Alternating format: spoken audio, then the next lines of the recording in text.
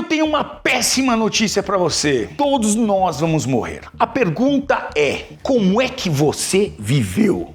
Essa é o grande enigma. Não é como todos nós vamos morrer, mais cedo, mais tarde, mas a pergunta que realmente vale é: como é que você viveu? Cada 15 dias nós vamos falar sobre esse assunto. Se vocês gostarem, eu vou trazer toda semana esse assunto aqui. Essa playlist que tem a discutir política animal mesmo. Sangue nos olhos, direto, a verdade. E com a verdade não tem argumentos, cara. O debate é aberto para um lado, para outro, para que você saiba o que fazer no dia de amanhã. Aonde é que você vai depositar o seu dinheirinho? Aonde você vai depositar o seu voto? Aonde você vai depositar as suas esperanças?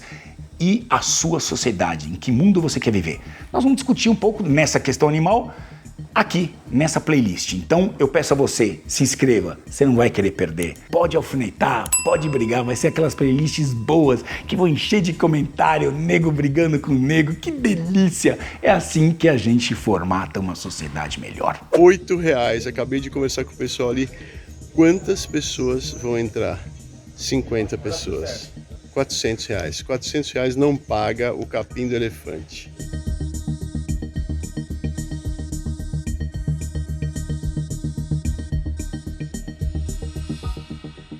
Olá, olá, bem-vindos à nossa nova playlist num planeta tão conturbado de ideias. Como é que eu digo você, deveria se posicionar? Nesse mundo onde você tem de tudo, você tem o bom e o ruim em todos os segmentos, em quem eu devo confiar? Quem tá falando a verdade pra mim? Quem não é hipócrita? Vive de um jeito e vende a você a ilusão de que você deveria viver de outro jeito. Estou com Wagner Ávila, polêmico Wagner Ávila. Eu adoro o Wagner Ávila. Às vezes eu tenho que ser... Wagner, você é muito verdadeiro demais. Às vezes você tem que ser mais brando, mais suave. Eu mesmo já tive meus pega com ele no passado.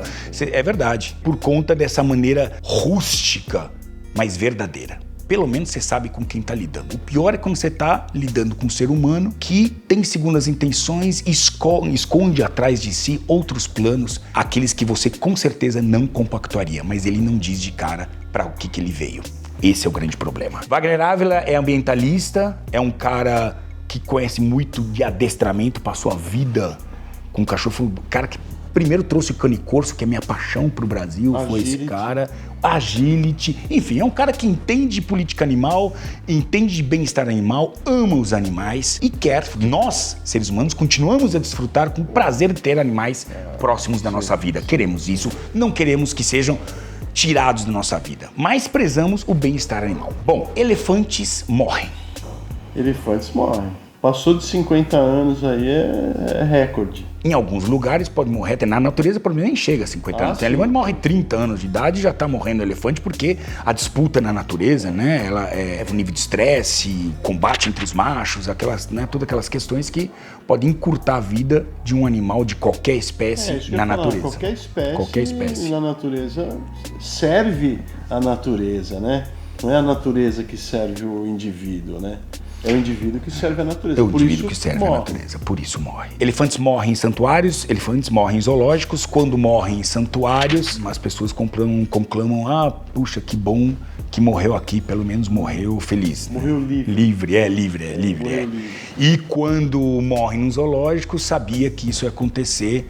Morreu num zoológico, independente se ambos morreram com a mesma idade. Isso é muito polêmico e a gente hoje vai tratar desse assunto, até porque esse assunto tá quente. É a segunda vez que eu me envolvo nessa discussão, que é um elefante ser retirado de um zoológico através do Ministério Público por insistência e ação e pressão do que chamamos de protetores, né? E parece que só eles protegem. Nós, né, que gostamos de dizer, você não é protetor, a gente que então passa a vida você não tá na onda. E manejando, a gente não, o protetor é aquele que se envolve com a questão animal, em princípio, como todos nós, pelo coração. Conservação, boas práticas, não depende só de coração, depende de um bom planejamento e, principalmente, depende de dinheiro, que é o que os protetores vivem pedindo, inclusive na internet, para você que tem um bom coração.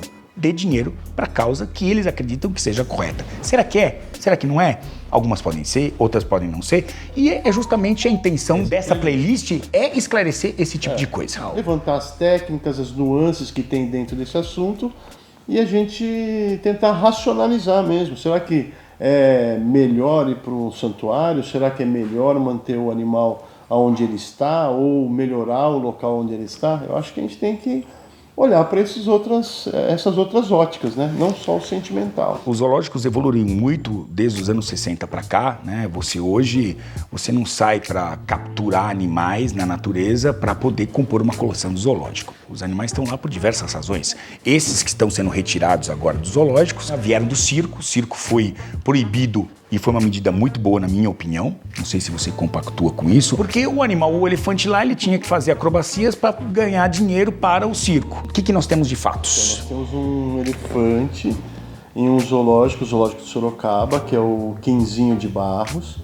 E ele está lá há 40 anos e agora querem mudar esse animal para o Cerrado, onde tem um santuário de elefantes. Amplo espaço. São 1.000 hectares. Putz, grande. E aí a gente foi pesquisar para ver quais são as nuances e as óticas, as diferentes óticas que a gente pode observar o caso. Fui dar uma olhada num artigo super interessante da Yara Barros, que é membro da Sociedade Brasileira de Zoológicos, e ela também fez uma pesquisa sobre elefantes e ela chegou a duas conclusões interessantes. Aliás, não só sobre o zoológico, mas sobre essa situação em particular. Não desse elefante, mas os elefantes que estão sendo requisitados para levar para os santuários. A primeira questão é a comportamental. Então, assim, o elefante, ele cria vínculos. Ele é um animal gregário, é um animal que vive em grupo.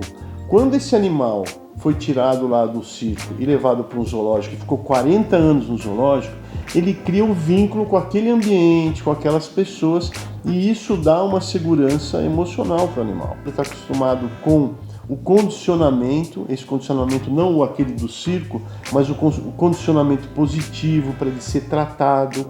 Agora, falando de um animal idoso, ele tem tratamentos diários. Todo dia ele tem vários tratamentos. O cara põe um colírio, o cara tem uma alimentação específica, o cara tem um ferimento que vem da idade, ele tem que ser medicado todos os dias. Então aí a questão do espaço, ela é negativa. Porque se você tem um animal que está acostumado com alimentação balanceada, com condicionamento diário, e você tem um animal solto em 1.000 hectares, como é que vai ser o manejo desse animal? Né? Você vai fazer o quê? Você vai lá passar um colírio. Não, o bicho tá andando. Você vai lá arrebanhar ele, você vai tocar, ele está a 3 km de distância. Como é que vai ser esse manejo? Então, ela toca numa questão muito importante. O animal idoso requer manejo diário. E como é que você vai fazer esse manejo diário? E não é uma vez por dia, às vezes são 3, 4 tipos de tratamento que ele está sendo submetido, inclusive alimentação. Sim. Ele vai sair no cerrado, ele não é natural do cerrado. Não, vão ter que fornecer alimentação. E será que ali no cerrado ele não vai? Não, vão ter que usar comandos que são próprios, que eu vejo que nos zoológicos que a gente visitou, como esses animais tiveram a origem do circo, são comandos de dar ré, de ir pra frente, levanta o pé, não sei o quê, para poder fazer esses cuidados, Mas né? não é só porque é do circo. Você pode ensinar isso positivamente, pode não. É ensinado positivamente dentro do zoológico esses comandos. Com reforço positivo. Sim, com reforço positivo. Que é o que a gente falou que não se fazia no circo. Se você tem um rinoceronte, como é que você vai mexer com o rinoceronte? Você vai lá forçar o rinoceronte? Você vai dar um choque no rinoceronte, ele vai quebrar tudo, velho. Então você tem que convencê-lo a encostar, a entrar na mangueira. Tem que dar algo pra ele pra ter algo em troca. Pô, é uma troca. Tem um vídeo super legal de um hipopótamo abrindo a boca pro cara cuidar do dente. Sim, a gente tem bonito então, isso. O condicionamento positivo é sensacional, cara, e é uma realidade. Tem um manejo diário, você tem um tratamento diário. Então não é só você dar espaço. Você dar espaço pode ser uma coisa muito negativa. Você pode expor esse animal a perigos que ele não está acostumado. Então, a manutenção dele... Você não controla 1.000 hectares. Você não controla. E tirar ele do zoológico para levar lá num santuário e você manter a mesma condição... Então é questionável, nós estamos pondo em xeque. Não estamos dizendo que não seja legal, a ideia é até interessante. A princípio, você pensa nisso e fala, putz, cara, espaço é tudo. Quando, na verdade, não somos nós que estamos dizendo, apesar que eu concordo. A Yara, né, ela é uma pesquisadora, tá aí, inclusive, tá anexado o comentário que ela fez naquele jornal Eco, que eu já briguei tantas vezes, já mandei eles tantas vezes para tantos lugares, mas às vezes saem algumas coisas boas também. Esse artigo tá anexado, se você quiser ler na íntegra, essa questão onde ela questiona o espaço. Isso é uma das coisas que ela questiona. A outra coisa que ela questiona, e aí eu acho que a gente vai passar rápido sobre isso, é a questão de ser no cerrado. Você tem um bioma, você faz um programa super bacana sobre os biomas, e você tem um ambiente, um bioma delicado, onde você põe um animal, cara, de 4 toneladas e 5 toneladas, que causa a compactação de solo, eu acho derrubada que isso de vegetação. Sim, porque ele derruba tudo, né? Se for uma área arborizada, já acha que vai colocar o elefante numa área arborizada e que ele vai ali ficar... Não, o elefante derruba uma árvore inteira. Eu tô falando porque aí tá falando com um cara que já viajou o mundo e já esteve na África quase morou lá. Então posso te dizer, o elefante, ele para pegar uma folha, às vezes um fruto, ele derruba a árvore inteira. Ele não vai lá com uma cuidado e ele derruba a árvore para pegar aquele fruto. O cerrado serve hoje para agricultura. Podia, em vez de ter elefante, ter soja, ter elefante. Quer dizer, em termos assim, entende o que eu quero dizer? Mas aí você está produzindo alimento. No caso do elefante, você está colocando uma espécie exótica solta no meio. Sim, aprovaram agora um projeto, parece que no Jalapão, eu vi a notícia, estão levando leão, estão levando uns bichos assim, africanos. Não tem nada a ver para esse ambiente que é um ambiente que seria óbvio. Eu já tinha ideia, só não tinha grana, tá? De fazer um safari de bichos brasileiros lá. Sim. Mas estão levando bichos exóticos, né? Talvez uma coisa por causa da legislação que privilegia o animal exótico ao invés da nossa fauna. Da nossa fauna. Essa é outra discussão pra gente ter. Sim.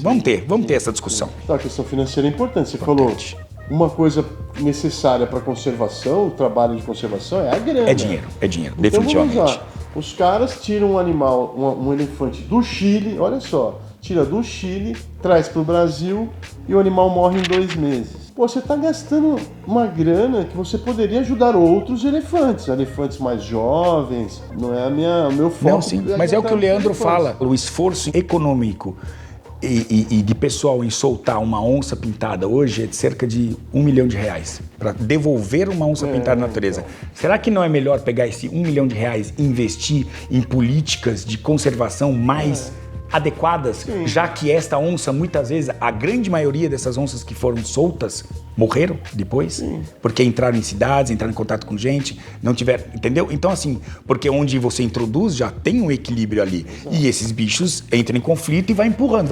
Teve onça que foi 1.000 quilômetros do ponto onde foi solta. Leandro Silveira, pesquisador, tá? Então, Instituto Onça Pintada, tá?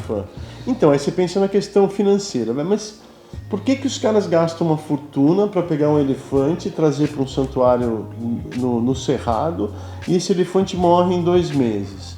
Nós estamos falando de grana por grana. Não, e ainda mais o seguinte, se fosse a grana de vocês, sua, dono do santuário, beleza, é seu dinheiro, você pode fazer o que quiser, você ganhou como esse dinheiro? É seu, pagou imposto?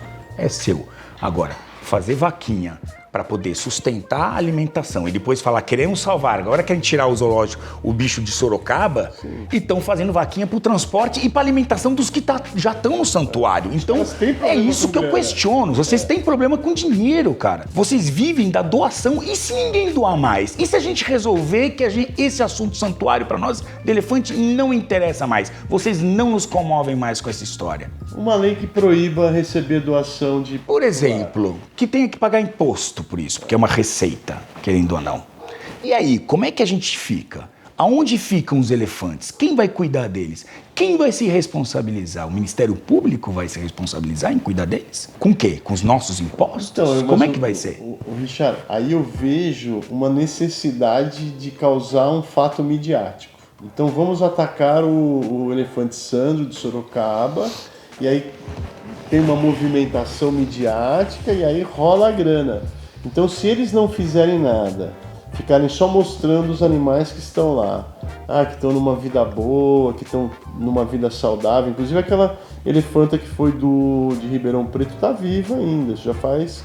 Eu participei dessa história toda, quem não lembra, a gente vai dar um spoilerzinho. Eu estive no zoológico de Ribeirão Preto, numa questão muito similar, e claro que assim, especialmente, acho que são juízes de primeira instância que fazem, que né, despacham esse tipo de coisa, enfim, fica motivado. Quem não fica motivado?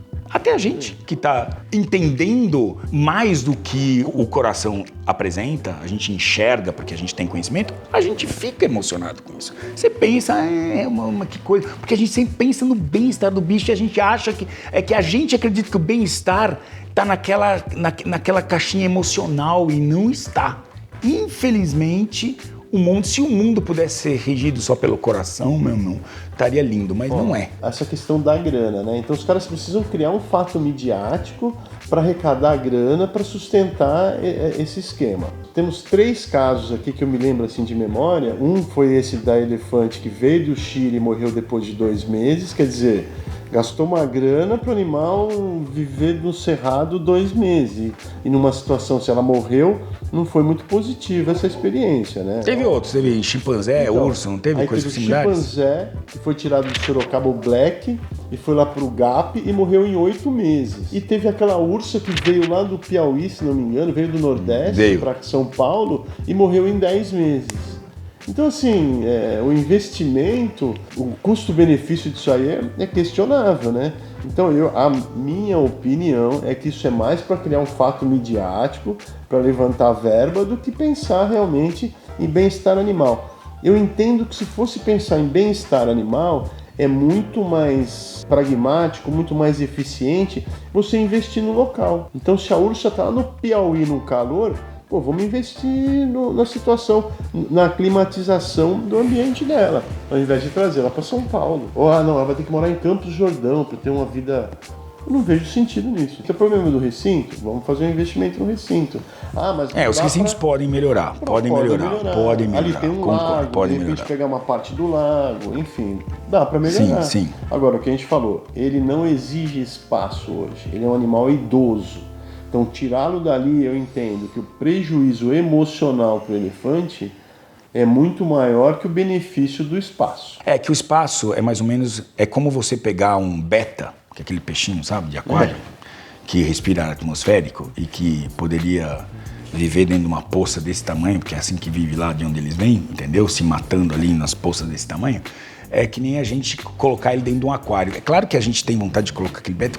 Achar que é um aquário deste tamanho vai ser o melhor para ele. Não necessariamente. A gente enxerga isso, porque a gente se vê naquilo, né? A gente se vê, é uma projeção nossa, né? Falar, puxa, eu queria dar mais espaço, ele vai ser mais feliz. Não necessariamente essa é a verdade. Eu acho que tem que consultar mais os acadêmicos, os técnicos do que os ativistas, né? Que só tem um envolvimento emocional. Não, é que também tem um envolvimento financeiro mesmo, desculpa. Mas a pessoa fala, por exemplo, que o beta viaja quilômetros e quilômetros e você vai lá pesquisar e o cara vive numa poça d'água. Peraí. Tem a questão política. Quem se envolve emocionalmente está buscando algum benefício próprio. Não, e essa projeção só ganhou tamanho... volume, não porque tem ativistas, porque políticos perceberam que tem ativistas que conseguem mexer com o emocional das pessoas e usam essa como massa de manobra. Senhores, essa é a vida. Só tem gente boa? Não. Cada um, não estou dizendo que seja ruim. Então são pessoas que defendem os seus próprios interesses. Políticos, ativistas, da sua agenda alimentar. Pense nisso. Eu sou vegano, eu não quero que ninguém tenha bicho, ninguém pode tocar bicho, porque bicho é sagrado. Na Índia é assim.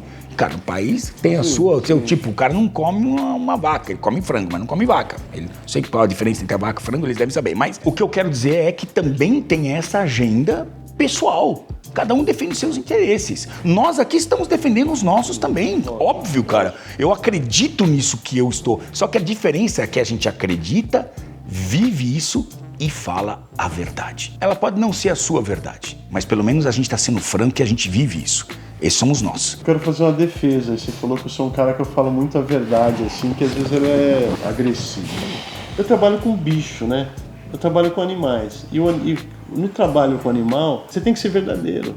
Porque se ele te avisar que vai te morder, o cachorro, vamos falar de cachorro, se o cachorro tá avisando que ele vai te morder, não adianta você fingir que ele não vai te morder, para agradar a plateia. Ele vai te morder, você vai ter que corrigir a postura dele se ele está ameaçando de te morder. E se eu fingir que isso não está acontecendo, o custo pode ser caro. O próprio animal pode ter o prejuízo de um treinamento inadequado, o animal ser abandonado porque não se adapta ao relacionamento social. Porque, queira ou não, nós estamos falando de animais que têm relacionamento social. Primeiro, eu quero agradecer a oportunidade de estar aqui e defender o Sandro e a permanência dele aqui, porque eu estudei muito o assunto e sempre estudei o comportamento animal por 40 anos. Então, não estou aqui de turismo. Eu viajei 250 quilômetros para defender esse animal, para evitar que ele tenha o mesmo fim que teve o Black.